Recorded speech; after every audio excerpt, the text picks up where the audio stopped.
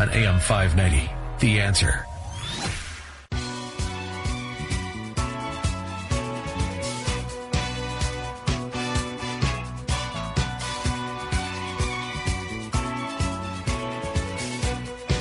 Breaking now on the Mike Gallagher Show. Fox Business Network is reporting that Republican Governor of New Jersey, Chris Christie, has dropped out of the presidential race.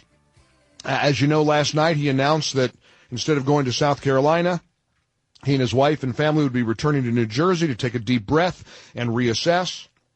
According to Fox Business, they have taken that breath and have reassessed and decided to drop out of the race. Despite a strategy that heavily focused resources in New Hampshire, Governor Christie ended up in a disappointing 6th place. Again, according to Fox Business, Governor Christie is out of the race. Senator Ted Cruz, after the votes have been counted, officially finished up at in third place in the primary, behind the overwhelming, resounding winner, Donald Trump, runner-up John Kasich.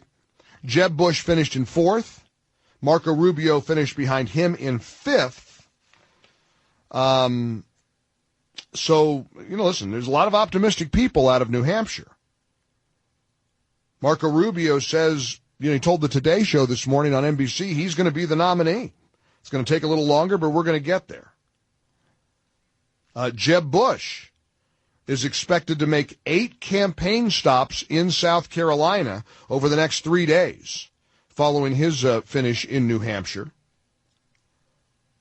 And I believe George W. Bush, his brother, will be, if news reports are to be trusted, actively campaigning on behalf of Jeb Bush in the Palmetto State. I'm very much looking forward to being in South Carolina next week for the primary. They have a big debate in Greenville this Saturday night at the Peace Center. Joey Hudson, my dear, dear friend, general manager of the station and local host there, a little frustrated he can't get into the debate.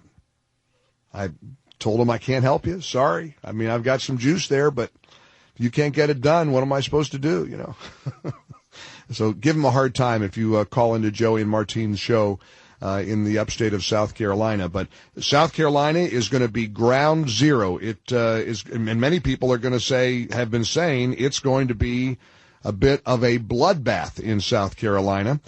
Let's check in with Let's check in now with Senator Ted Cruz on our guest line. Author of A Time for Truth, Reigniting the Promise of America, and of course, just moments ago, confirmed to have finished 3rd place in New Hampshire. Senator Cruz, congratulations. That's a big night for you in a state like New Hampshire, isn't it?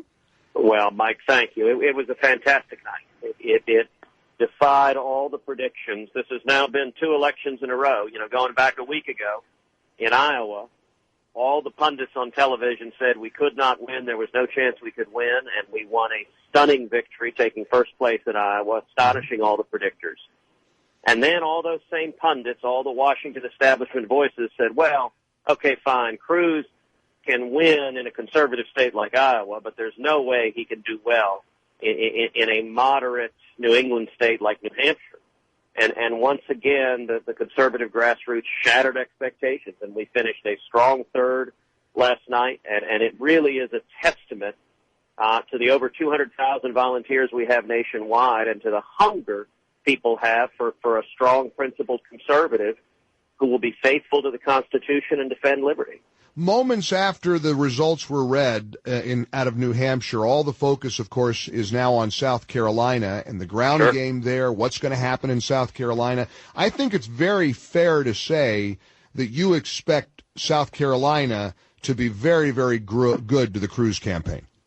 Well, we have a phenomenal team here on the ground in South Carolina. I'm in Myrtle Beach right now, headed to a big rally, and we're going to be campaigning